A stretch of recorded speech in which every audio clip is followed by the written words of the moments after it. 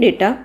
In the last example which we have studied, in which we have made the frequency distribution table to show the number of subjects liked by different number of students by making the tally marks. Now in that, the data regarding choice of subject showed the occurrence of each of the entries several times. For example, art is liked by 7 students, mathematics is liked by 5 students, and so on. But this information can be displayed graphically using a pictograph or a bar graph. Okay, but sometimes, however, we have to deal with a large data. Sometimes so big data is given, so many numbers are given. For example, consider the following marks out of 50 obtained in mathematics by 60 students of class 8. So these are the marks obtained by total 60 students out of 50. Marks are out of 50. So different numbers are given. If we make a frequency distribution table for each observation, then the table would be too long, okay, because there are so many numbers.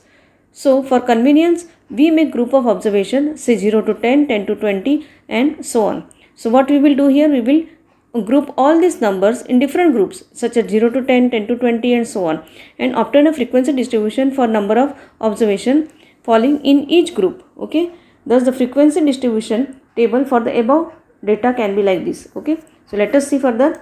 Then see here, groups are given 0 to 10, 10 to 20, 20 to 30, 30 to 40, 40 to 50, and 50 to 60. In this way we have arranged, and you know how to put the tally marks, so go on putting the tally marks. So see the marks obtained and put in front of each number. First is 21, okay, then 10, then 30. So go on putting the tally marks like this. 21, so it will come here, then 10, then 30, like that. Okay, so and count the number of frequencies. So further, data presented in this manner is said to be grouped. Okay, this is called grouped data, and the distribution obtained is called the group frequency distribution. It helps us to draw meaningful inferences like. So what we get the information that most of the students have scored between 20 and 40. So this we can see from here, from 20 and 40, here 21 and here 19. So most of the students have scored between 20 and 40. 8 students have scored more than 40 marks out of 50. Okay, and so on. So more than 40 marks, how many students have scored? More than 40. 40, these two. So here this 7 plus 1 will be 8. So 8 students have scored. Each of the group 0 to 10, 10 to 20, 20 to 30 is called a class interval. So these are called the class intervals. Okay, or briefly a class. Now observe that 10 occurs in both the classes. Now if you will observe here also 10 number is given, here also 10 number is given. So both 10 numbers are given. So 10 occurs in both the classes, that is 0 to 10 as well as 10 to 20. Similarly, 20 occurs in classes 10 to 20 and 20 to 30. Okay, here also 20 is there, here also 20 is there. So to avoid that, okay, it is not possible that an observation say 10 or 20 can belong to simultaneously in two classes. Okay, it is not possible that we will keep one number in two classes. Okay, to avoid this, we adopt the convention that the common observation will belong to the higher class, that is, it belongs to the class interval 10 to 20. So if common observation is given, it will belong to the higher class 10 to 20. If the number 10 is given, it will not belong to that. This is called lower class for 10. 0 to 10 and 10 to 20. So this is called lower class, this is called higher class. So 10 will belong to the higher class. Okay, that is belongs to the class intervals 10 to 20 and not 0 to 10. Similarly, 20 belongs to 20 to 30 and not 10 to 20. If 20 number is given, then it will belong to 20 to 30. It will not belong to 10 to 20. Okay, and so on. In the class interval 10 to 20 is called the lower class limit and 20 is called the upper class limit. So these are in this class interval 10 to 20, 10 is the lower class limit, 20 is the upper class limit. Okay, similarly in the class interval 20 to 30, then 20 is the lower class limit and 30 is the upper class limit. Observe that the difference between the upper class limit and the lower class limit of each of the class interval, okay, 0 to 10, 10 to 20, 20 to 30 is equal. The difference is equal. See, in all the class intervals 0 to 10, 10 to 20, 20 to 30, the difference is in all it is 10, equal in each case. This difference between the upper class limit and lower class limit is called the width or size of the class interval. It is called. So bars with the difference. Let us again consider the group frequency distribution of the marks obtained by 60 students in mathematics test. So here class intervals are given. So 0 to 10, 10 to 20, 20 to 30, 30 to 40, 40 to 50 and 50 to 60. And frequencies are given. So we have to draw the graph.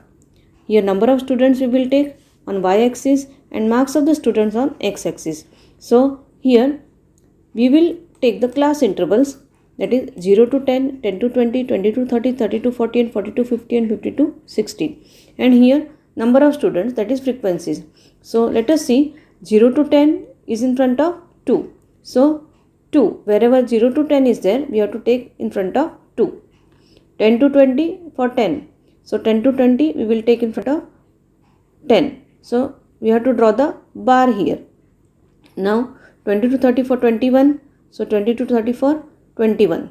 And 40 to 57. Sorry, 30 to 40, that is 19. 30 to 40 is 19. 40 to 50 is 7. So let us see 40 to 50 here in front of 7, that is in between 6 to 8. And 50 to 60 is 1. So 50 to 60, that will come in front of 1, that is in between 0 to 2. So this is displayed graphically as in the adjoining figure graph. In this graph, it is anyway different from the bar graph which you have drawn in class 7th. Okay, is it correct? Yes. So observe that here we have represented the groups of observation, that is class intervals on the horizontal axis. Okay, so class intervals we have taken here on the horizontal axis, and the height of the bar shows the frequency of the class intervals. Okay, this height, it means the frequency, this one. Okay, the graphical representation of the data in this manner is called the histogram. The following graph is another histogram. So we have to study the graph and then we have to answer the question below. Here age in years is given of the number of teachers. Okay, here number of teachers is represented on y-axis and age in years is represented on x-axis.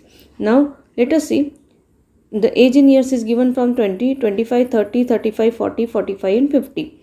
And here we have shown this line as, this is called a jagged line. Jagged line or broken line has been used to along the horizontal axis to indicate that we are not showing numbers between 1 to 20. See, if we don't want to show the numbers between 1 to 20, we can directly jump to number 20 by showing this jagged line.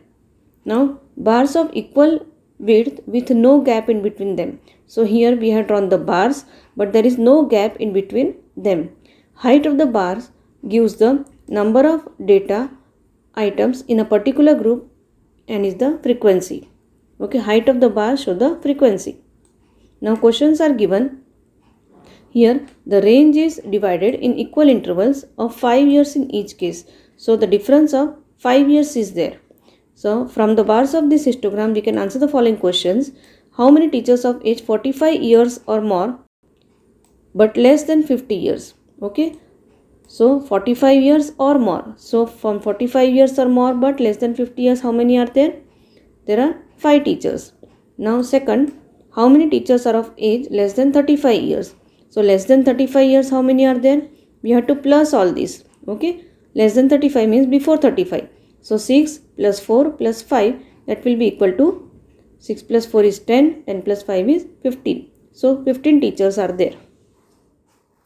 So grouping data, sometimes we have to deal with large data. If you make a frequency distribution table for each observation, then the table would be too long. Okay, so if there are so many observations and if you have to make a frequency distribution table, then the table would be too long. Therefore, for our convenience, we make groups of observations such as 0 to 10, 10 to 20, 20 to 30, etc. and obtain a frequency distribution of the number of observations falling in each group.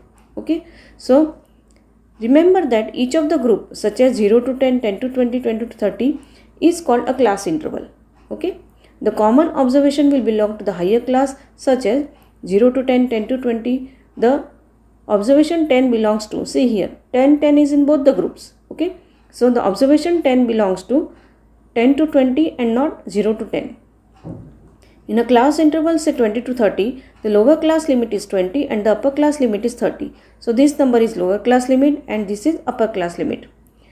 Then the difference between the upper class limit and lower class limit is called the width or size of the class interval. Okay, so this difference which we have taken 20 to 30, so the difference is 10. So the difference between the upper class limit and lower class limit is called the width or the size of the class interval.